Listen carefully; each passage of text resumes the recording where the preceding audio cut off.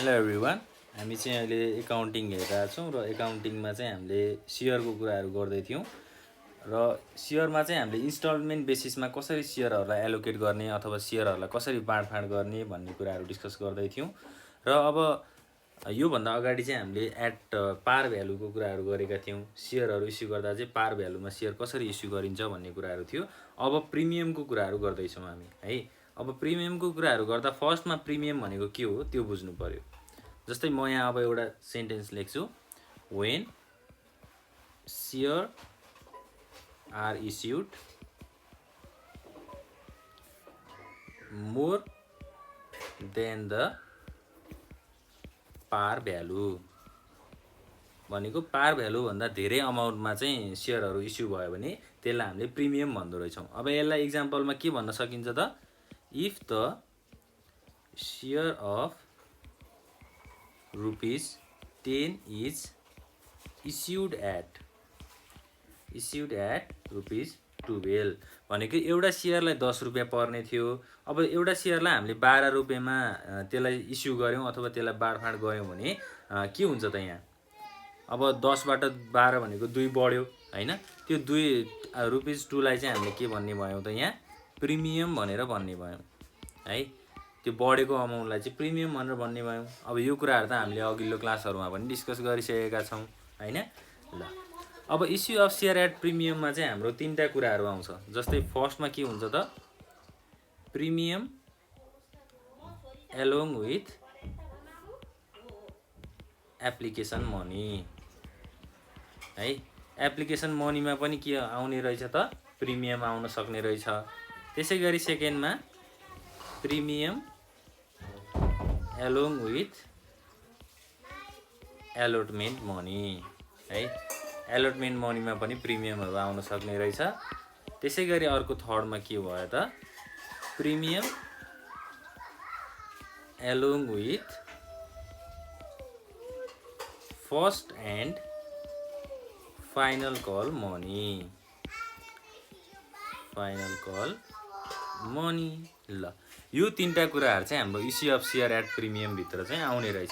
जस्तै एप्लिकेसन मनीमा पनि प्रिमियम आउन सक्ने रहेछ हैन। त्यसै गरी एलोटमेन्ट मनीमा पनि प्रिमियम आउन सक्ने रहेछ र फर्स्ट एन्ड फाइनल कलमा पनि प्रिमियम चाहिँ आउन सक्ने रहेछ। अब यो 3टा कुराहरूलाई हामीले इक्जाम्पलबाट पनि हेर्नुपर्छ है। इक्जाम्पलबाट हेर्दाखेरि चाहिँ हामीले पहिला यो प्रिमियम अलोङ विथ एलोटमेन्ट मनीको कुराहरू गरौँ। कसरी चाहिँ एलोटमेन्ट मनीमा प्रिमियम जोडिँदो रहेछ भन्ने कुराहरू हेर्छौँ है त। ल जस्तै अब इक्जाम्पलमा के भन्ने त, जस्तै ल सुजन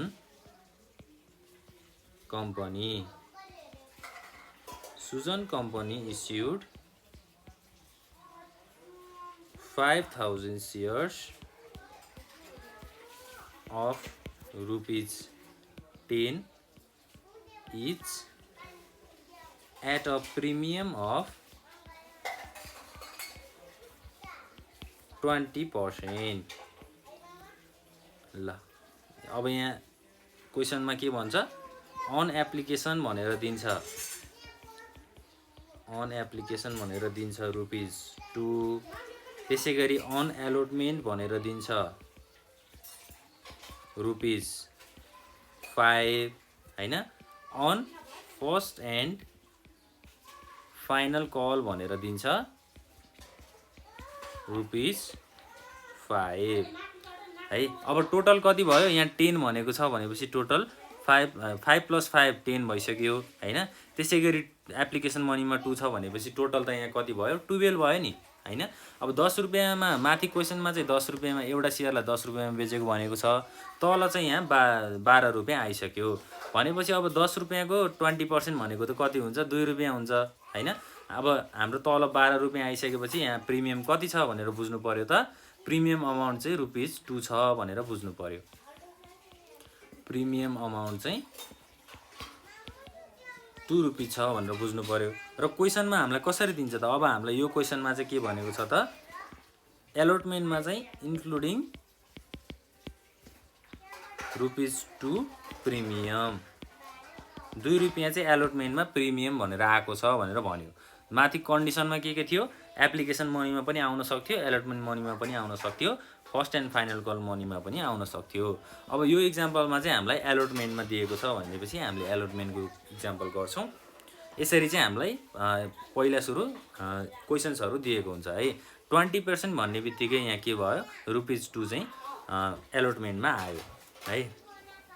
ल अब जर्नल बनाउनु पर्यो है। यो क्वेसन्स अनुसार हामीले जर्नल बनाउँदाखेरि अब फर्मेट त हाम्रो त्यही नै छँदैछ, डेट, पार्टिकुलर्स भयो, ledger folio number, debit amount र क्रेडिट अमाउन्ट। अब फर्स्टमा हामीले पार्टिकुलर्समा के गर्नु पर्यो, एप्लिकेसन मनीको कुरा गर्नु पर्यो है। पहिला त एप्लिकेसन मनी पाउनु पर्यो, जसलाई हामीले ब्याङ्क अकाउन्ट डेबिट भनेर 5000 सेयरको एप्लिकेसन मनीमा ₹2 छ हैन।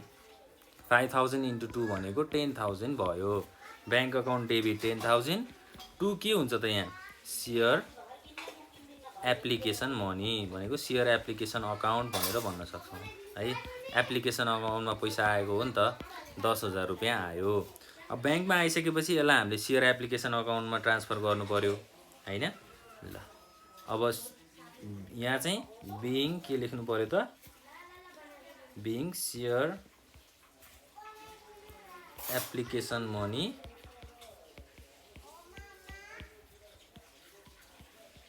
रिसिभ्ड हैन। अब ब्याङ्कमा त पैसा आयो, अब यसलाई हामीले सेयर एप्लिकेसन अकाउन्टमा ट्रान्सफर गर्नु पर्यो भनेपछि अब यहाँ डेबिटमा के हुने भयो त, सेयर एप्लिकेसन अकाउन्ट डेबिट है। अब माथि चाहिँ सेयर एप्लिकेसन अकाउन्ट क्रेडिटमा आएको थियो, त्यसैलाई हामीले तल केमा गर्छौँ त, डेबिटमा राख्छौँ हैन। पैसा ट्रान्सफर गर्न लागेको हो नि त हामीले। यहाँ कति हुने भयो, 10,000 हुने भयो डेबिटमा। 2 के हुन्छ त अब यहाँ, 2 सेयर क्यापिटल हुन्छ, 2 सेयर क्यापिटल अकाउन्ट क्रेडिट 10,000। अब बिङ के लेख्ने त, being application money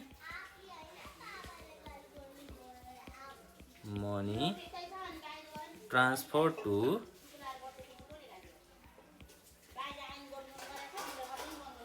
capital account. ल यसरी चाहिँ हामीले एप्लिकेसन मनीको जर्नल बनाउँछौँ हैन। अब अर्को के छ त कुरा, अर्को एलोटमेन्टको कुरा छ। अब एलोटमेन्टमा हाम्रो प्रिमियमको कुरा पनि जोडिएको छ नि हैन। ल अब फर्स्टमा चाहिँ हामीले सेयर एलोटमेन्ट अकाउन्ट डेबिट भनेर लेख्नु पर्यो, सेयर एलोटमेन्ट अकाउन्ट डेबिट है। अब 5000 सेयरको एलोटमेन्टमा पैसा कति छ त, 5000 × 5 है। टोटल चाहिँ हाम्रो 5 रुपियाँ भनेको छ नि त एलोटमेन्टमा है। 5 रुपियाँ भन्यो भनेपछि 5000 × 5 भनेको कति भयो, 25,000 डेबिटमा भयो। त्यसै गरी 2 अब के भनेको छ यहाँ, सेयर क्यापिटल भनेर भन्यो, सेयर क्यापिटल अकाउन्ट क्रेडिट भयो। अब 5000 × यहाँ कति हुन्छ त, अब 5 रुपियाँ मध्येमा त 2 रुपियाँ केमा गइसकेको छ, हाम्रो प्रिमियम अकाउन्टमा गइसकेको छ भनेपछि बाँकी पैसा कति रहन्छ, 3 रुपियाँ रहन्छ। त्यो 3 रुपियाँलाई चाहिँ हामीले 5000 × 3 गरेर 15,000 चाहिँ सेयर क्यापिटल अकाउन्टमा राख्नुपर्छ। त्यसै गरी यहाँ 2 के पनि हुन्छ त, अब प्रिमियम अकाउन्ट हुन्छ, 2 सेयर प्रिमियम अकाउन्ट क्रेडिट। 5000 × कति हुन्छ, 2 रुपियाँ हुन्छ है। 5000 × 2 भनेको त 10,000 भइ नै आयो। ल अब माथि 25,000 थियो, डेबिट र क्रेडिट गरेर हाम्रो कति आयो, 25,000 नै आयो हैन। ल यसरी चाहिँ अलोटमेन्टमा प्रिमियमको कुराहरू आउन सक्छ। अब यो प्रिमियमको कुराहरू अलोटमेन्टमा मात्रै आउँछ भन्ने छैन फेरि हैन। प्रिमियमको कुराहरू चाहिँ हाम्रो केमा नि आउन सक्छ त, एप्लिकेसन मनीमा पनि आउन सक्छ। ल अब सेयर एलोटमेन्ट मनीलाई चाहिँ रिसिभ गरियो अथवा प्रिमियम इन्क्लुड गरियो, बिङ सेयर एलोटमेन्ट मेड। अब मैले पैसा रिसिभ गरियो त भने हैन, अहिलेसम्म हाम्रो पैसा रिसिभ भएको छ त छैन नि। जब हामीले त्यसलाई ब्याङ्क अकाउन्टमा राख्छौँ तब मात्रै पैसा रिसिभ हुन्छ हैन। अब यसलाई हामीले के गर्नु पर्यो, ब्याङ्क अकाउन्टमा ट्रान्सफर गर्नु पर्यो। ब्याङ्क अकाउन्टमा ट्रान्सफर गर्नको लागि के गर्नु पर्यो, ब्याङ्क अकाउन्ट डेबिट गर्नु पर्यो हैन। कति छ त यहाँ 5000 इन्टु रुपिस 5 भनेको 25000 डेबिट। 2 के हुन्छ त 2 सेयर एलोटमेन्ट हुन्छ हैन, एलोटमेन्ट अकाउन्ट हो नि त हाम्रो, सेयर एलोटमेन्ट अकाउन्ट पनि 25000 हुन्छ। अब बिङ के गर्ने त यहाँ being share allotment money receive भनेर भन्ने, मनी रिसिभ्ड। ल यसरी चाहिँ हामीले एलोटमेन्टमा प्रिमियमको कुराहरू आयो भने यसरी इन्ट्री गर्छौँ भनेर बुझ्नु पर्यो। अब फाइनल्ली हाम्रो के छ त फर्स्ट एन्ड फाइनल कलको कुराहरू छ है। एलोटमेन्ट भइसकेपछि अब फर्स्ट एन्ड फाइनल कलमा रुपिस 5 छ नि हैन। अब हामीले डेबिटमा के गर्नु पर्यो यहाँ share first and final call account debit. 2 के हुन्छ 2 सेयर क्यापिटल अकाउन्ट।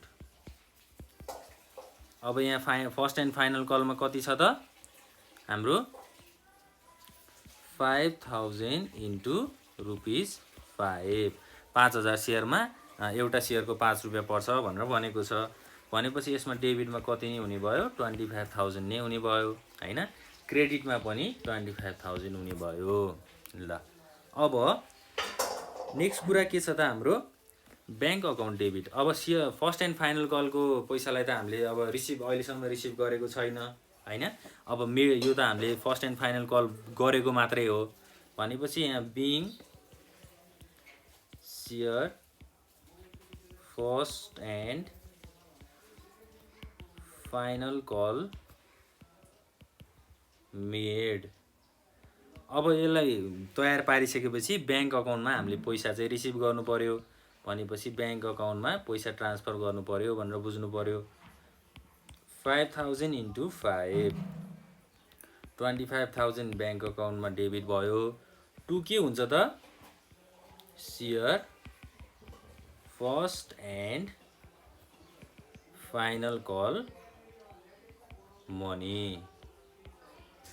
ल बिङ first and final call money received. ल यति गरेपछि हामीलाई यो जर्नल एन्ट्रिजको पनि कुराहरू सकियो है। फर्स्ट एन्ड फाइनल कलमा चाहिँ पहिला फर्स्ट एन्ड फाइनल कल गरिदो रहेछ, पहिला उनीहरूलाई कल गरिदो रहेछ, त्यसबाट रिसिभ भएको पैसा चाहिँ हामीले ब्याङ्क अकाउन्टमा ट्रान्सफर गर्दो रहेछौँ। ब्याङ्क अकाउन्टमा ट्रान्सफर भइसकेपछि हामीले पैसा के गर्छौँ पाउँछौँ। डेबिटमा 25000 क्रेडिटमा 25000। ल एलोटमेन्टको कुराहरू हाम्रो इन्स्टलमेन्ट बेसिसमा एलोटमेन्टको कुराहरूमा प्रिमियम आयो भने यसरी हामीले गर्छौँ। र अब अरू केमा पनि आउन सक्छ, एप्लिकेसन मनीमा पनि प्रिमियम जोडिन सक्छ, त्यसै गरी फर्स्ट एन्ड फाइनल कलमा पनि प्रिमियम चाहिँ जोडिन सक्छ है त।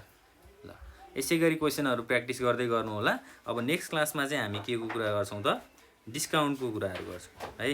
प्रिमियमको कुराहरू भयो, अब हामी डिस्काउन्टको कुराहरू चाहिँ नेक्स्ट क्लासमा गर्छौँ।